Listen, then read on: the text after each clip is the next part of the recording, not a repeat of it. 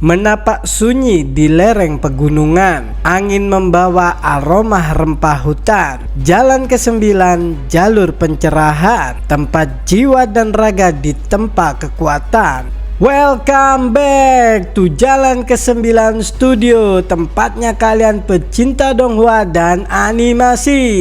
Saat ini kita akan membahas seputar BTTH Season 5. Saksikan terus ya guys ya.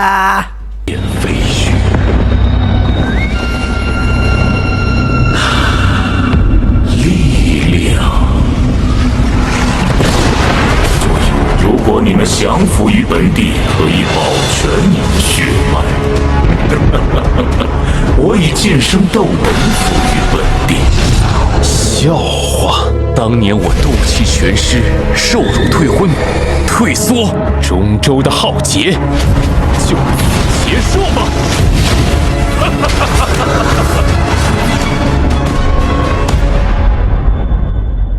Selama aku hidup, aku bisa menyelamatkan ayahku.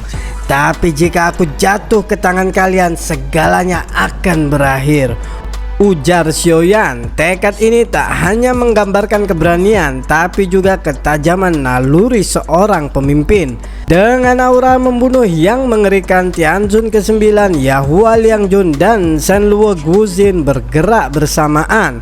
Tiga kekuatan besar mengepung Xiaoyan. Serangan pertama dari Tianzun ke-9 membuat Xiaoyan terpaksa mundur. Meski ia bisa menahan dengan tangan kanannya yang ditempa emas roh, namun mereka tak memberinya jeda.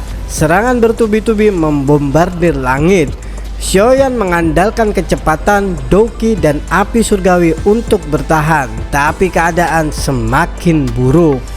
Menyadari situasi yang tak seimbang, Xiaoyan menggenggam tangan kanannya. Cahaya kemasan muncul dan dia mengaktifkan Dou skill pamungkas, telapak tangan penciptaan surga yang hebat. Seketika langit menghitam, bola energi hitam menyebar dan menarik segalanya. Ketiga lawannya terpaku oleh kekuatan hisap yang menakutkan. Namun mereka tak tinggal diam. Bersama-sama mereka mengerahkan doki penuh dan menciptakan tiga pilar raksasa yang menyambut bola hitam itu. Boom, boom. Ledakan energi mengoyak langit dan bumi. Suara retakan memenuhi udara. Tapi meski berhasil menahan serangan Xiaoyan, ketiganya kini mulai kelelahan. Sementara itu Xiaoyan hanya tersenyum. Xiaoyan perlahan mengepalkan tangannya. 4 api surgawi muncul sekaligus. Aura panas dan destruktif menyelimuti langit. Tianzun ke-9 yang tadinya begitu angkuh kini menunjukkan ekspresi hijau. Tak percaya bahwa lawannya masih punya kartu truf. Tepat saat ketegangan mencapai puncaknya, sebuah retakan spasial tiba-tiba muncul. Sosok besar dan gagah melangkah keluar. Dia terengah-engah tapi jelas kuat. Hei King! Xiaoyan terkejut melihat sosok familiar itu muncul untuknya. Bantuan akhirnya datang dan titik balik mungkin akan segera terjadi. Di tengah tekanan yang luar biasa, Xiaoyan berdiri sendiri melawan tiga tokoh besar. Tapi semangatnya tak pernah goyah. Kini dengan sekutu yang muncul di waktu yang tepat, peluang pun terbuka kembali. Dari celah spasial yang terbuka muncullah sosok besar dan berotot dengan punggung seperti harimau dan pinggang seperti beruang. Aura mengerikan menyelimuti tubuhnya. Siapa lagi kalau bukan Hei King, petarung kuat dari suku naga Void kuno. Xiaoyan yang awalnya terkejut langsung menyapa, "Kak Hei King, kenapa kau di sini?" Ternyata Hei King diutus oleh para tetua sukunya untuk mencari Xiaoyan. Segel naga yang ditinggalkan oleh Xian membantunya menemukan tepat waktu. Ketegangan sempat meningkat saat Hei King menyebut bahwa ada masalah penting yang perlu dibahas. Xiaoyan langsung bertanya, apa terjadi sesuatu pada Xian? Tapi tenang, Xian tidak dalam bahaya meski ada urusan besar yang harus dihadapi. Saat percakapan belum usai, Shen Luo, Guizun, dan Yahua Liangjun tidak tinggal diam. Mereka marah besar karena upaya mereka untuk menangkap Xiaoyan telah gagal. Dengan penuh amarah, keduanya langsung menyerang He King. Tapi hasilnya, dua tinju sederhana dari He King tanpa embel-embel teknik rumit langsung mengirim dua Douzun bintang 6 itu terbang dan memuntahkan darah. Mereka menghantam tanah, membentuk kawah besar dan menghancurkan pepohonan di sekitarnya. Penonton hanya bisa membisu.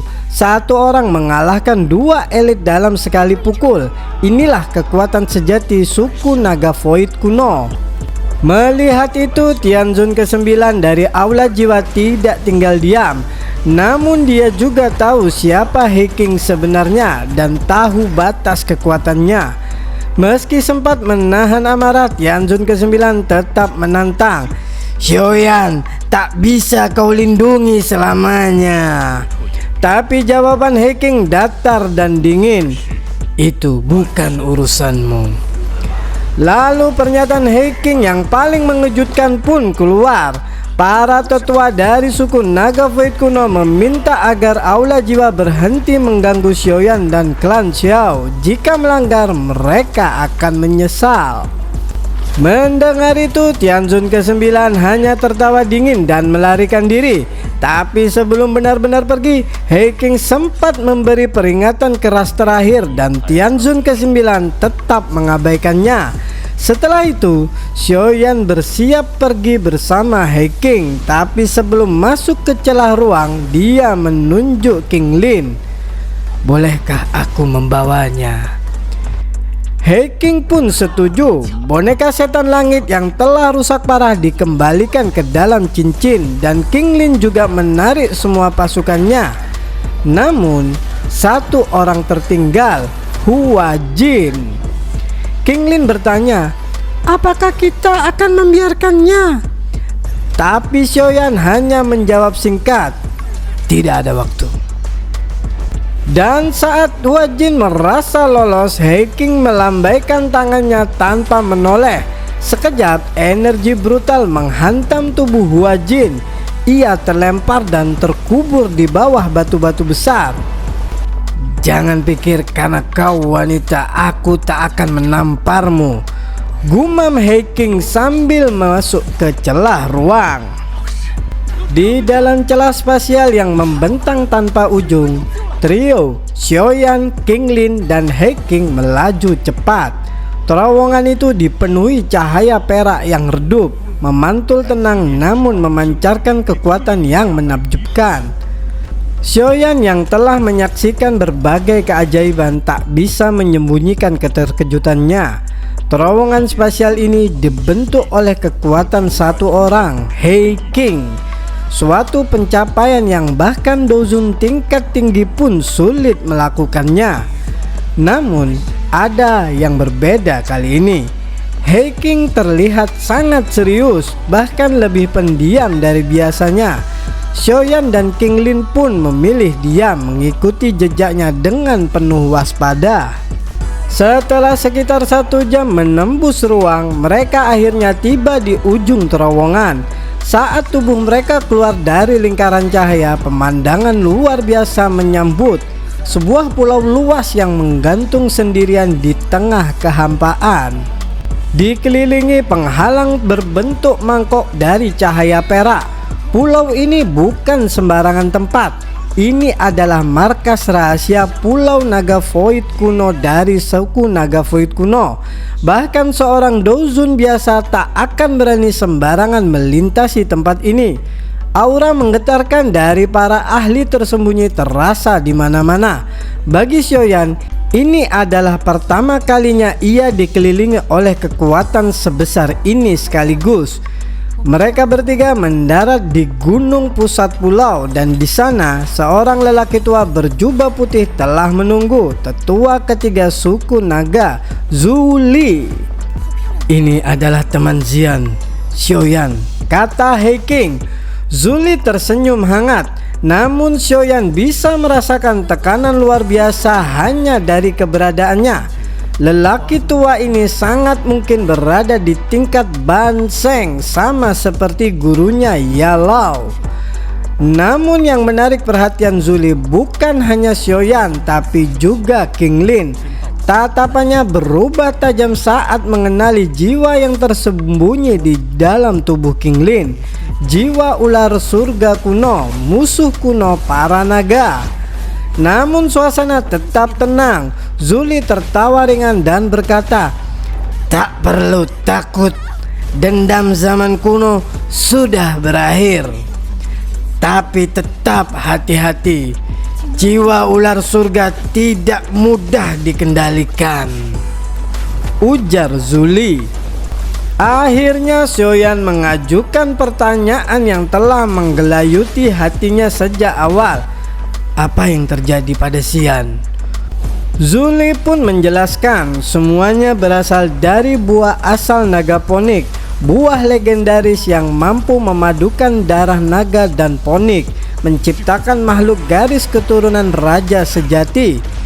Xian yang merupakan keturunan bangsawan naga dianggap paling cocok menyerap buah itu. Namun hasilnya di luar dugaan. Energi buah itu terlalu kuat, tubuh Xian gagal menyerapnya sepenuhnya. Dan sekarang energinya justru memadat, membekukan seluruh tubuh Xian dari luar dan dalam. Zuli mengajak mereka ke dalam aula batu di atas gunung. Di tengah aula berdiri sebuah altar megah, dan di atas altar itu terbaring sosok gadis mungil, tubuh mungil yang tak asing bagi Xiaoyan. Namun tubuh itu kini telah menjadi seperti kristal transparan, dingin, diam, tanpa tanda-tanda kehidupan. Xiaoyan terpaku, hatinya menegang. Xian telah berubah menjadi tubuh kristal. Xiaoyan memandang tubuh mungil Xian yang tertidur kaku di atas altar. Tubuh itu telah membeku dalam kristal transparan, dan aura kehidupan nyaris tak terasa. Kalau bukan karena fluktuasi spiritual samar, Xiaoyan mungkin mengiranya sahabatnya telah tiada. Zuli menghela napas. Inilah akibat dari energi buah asal naga ponik yang terlalu padat dan kuat, ujar Zuli. Namun kemarahan Xiaoyan tak bisa dibendung. Kalian semua terlalu sembrono, bentaknya dengan mata berapi-api. Heiking mencoba menenangkannya, menjelaskan bahwa bahkan bagi klan naga Void kuno sendiri, buah ini adalah misteri besar. Hanya 2 kali dalam sejarah buah ini bisa diserap, dan itu pun dengan konsekuensi yang berat. Setelah perdebatan, Xiaoyan bertanya langsung, bagaimana menyelamatkan Xian? Zuli menjelaskan bahwa energi kristal dari batu itu nyaris mustahil dipecahkan. Bahkan dia sendiri tak sanggup. Namun mereka punya satu harapan, yaitu api surgawi milik Xiaoyan. Tapi sebelum melangkah ke sana, Zuli membeberkan sesuatu yang mengejutkan. Ternyata pulau tempat mereka berada saat ini hanyalah seperempat dari pulau naga kuno yang asli. 3 bagian lainnya melayang di ruang hampa dan kini menjadi basis dari 3 faksi berbeda dalam suku naga Void kuno. Masing-masing mengklaim kepemimpinan dan konflik internal pun tak terhindarkan. Ketegangan ini menjelaskan mengapa mereka sangat ingin Xian berhasil menyerap buah tersebut. Sebagai keturunan bangsawan sejati, Xian adalah satu-satunya harapan untuk menyatukan kembali 4 faksi suku naga Void kuno. Namun sekarang dengan tubuhnya membeku oleh energi buah, semua harapan itu membeku. Tidak heran kalian bersikap begitu tertutup dan pasif selama ini, gumam Xiaoyan. Kini semuanya mulai masuk akal. Ketegangan internal itulah yang membuat mereka tak bisa melawan faksi lain dengan maksimal. Zuli kemudian mengungkap bahwa mereka memanggil Xiaoyan karena satu alasan, api surgawi miliknya adalah satu-satunya yang mungkin bisa melelehkan kristal energi itu. Api surgawi biasa tak akan cukup, tapi Xiaoyan bukanlah pengguna api biasa. Kombinasi 4 jenis api surgawi miliknya bahkan bisa menyamai kekuatan peringkat ke-6 di peringkat api surgawi. Xiaoyan akhirnya memahami kehadirannya adalah harapan terakhir mereka, bukan hanya untuk menyelamatkan Xian, tapi juga untuk masa depan seluruh suku naga Void kuno. Di akhir percakapan, Zuli dan Heiking menyinggung tentang leluhur Xiaoyan, Xiao Xuan, seorang kultivator jenius yang mengorbankan seluruh garis keturunan klannya demi mencoba menembus kelas Dou Sheng. Meskipun gagal, Xiao Xuan tetap dikenang sebagai legenda. Kini mereka melihat harapan baru muncul pada diri Xiaoyan. Dengan suara tenang namun tegas, Xiaoyan menjawab, "Xian adalah temanku. Aku akan lakukan yang terbaik untuk menyelamatkannya." Zuli pun tersenyum lega. Persiapan akan dimulai. Xiaoyan hanya diminta beristirahat 2 hari sebelum tindakan besar itu dimulai. 2 hari telah berlalu sejak Xiaoyan dan King Lin tiba di Pulau Naga Kuno. Sementara Penatua Zuli sibuk mempersiapkan segala sesuatu untuk proses penyelamatan Xian, Heiking ditugaskan menemani mereka. Dan kini pagi ketiga telah tiba. Penatua Zuli muncul di hadapan Xiaoyan dengan wajah yang tak main-main. Tanpa banyak basa-basi, ia mengajak Xiaoyan menuju bagian terdalam Pulau Naga. Xiaoyan pun tahu ini waktunya. Dalam perjalanan menuju pusat pulau, Xiaoyan melihat langit Pulau Naga lebih ramai dari biasanya. Banyak sosok kuat patroli di udara, semua demi satu hal, memastikan tidak ada gangguan terhadap proses ini. Perjalanan berakhir di sebuah gunung berapi aktif. Di sanalah mereka akan menyempurnakan kristal energi dalam tubuh Xian. Tapi tak disangka, sosok familiar muncul. Seorang pria berjubah hitam dengan pedang logam di punggungnya, Ti Jian Zunze. Ia ternyata berhasil selamat dari pertempuran dengan aula jiwa berkat bantuan diam-diam Penatua Zuli. Puncak gunung berapi itu ternyata digunakan untuk meletakkan sebuah kuali besar berwarna hijau zamrud. Di dalamnya, tubuh mungil Xian terbaring beku dalam kristal energi naga Phoenix. Zuli menjelaskan, tempat ini kaya akan energi afinitas api. Nyala api akan menjadi lebih kuat di sini. Tapi kamu harus berhati-hati, Xiaoyan. Api surgawi bisa membakar Xian jika kehilangan kendali. Tanpa ragu, Xiaoyan menerima tantangan itu. Ia bahkan diberi 5 tetes darah esensi naga kuno, harta luar biasa yang bisa memulihkan Douki dalam sekejap dan memperkuat tubuh seperti magical beast. Xiaoyan naik dan duduk melayang di samping kuali. Ia menarik napas dalam-dalam lalu membuka mulutnya. Bang, bang, bang. Seketika pilar api ungu coklat memancar berisi warna putih pekat. Api surgawi yang sangat kuat. Api itu masuk ke dalam kuali, berubah menjadi naga api raksasa yang meraung ke langit, lalu melingkar membungkus tubuh Xian dengan suhu ekstrim. Seluruh pulau naga mulai merespon. Sinar-sinar cahaya muncul dari segala penjuru. Sosok-sosok ahli naga Void kuno berdatangan dan menjaga dari segala arah, menciptakan perimeter pengawasan tanpa celah. Naga api itu terus memuntahkan nyala api super panas ke tubuh Xian. Namun kristal energi itu tidak goyah. Lapisan kristal bahkan mulai memantulkan cahaya samar yang mengandung gelombang energi yang sangat kuat, cukup membuat hati siapapun bergedik. Namun Xiaoyan tetap tenang. Ia tahu ini bukan pekerjaan 1-2 menit. Ini adalah proses panjang yang akan menguras energi dan kekuatan spiritualnya. Tapi dia percaya satu hal, Tidak ada yang tidak bisa dibakar oleh api surgawi. Akankah Xiaoyan berhasil menyelamatkan Xian dari tubuh kristalnya? Mampukah kekuatan gabungan api surgawinya menembus penghalang energi dari buah asal naga ponik? Saksikan terus episode-episode menarik berikutnya hanya di Jalan ke-9 Studio, tempatnya kalian pecinta donghua dan anime. Subscribe, like dan notifikasinya. Terima kasih.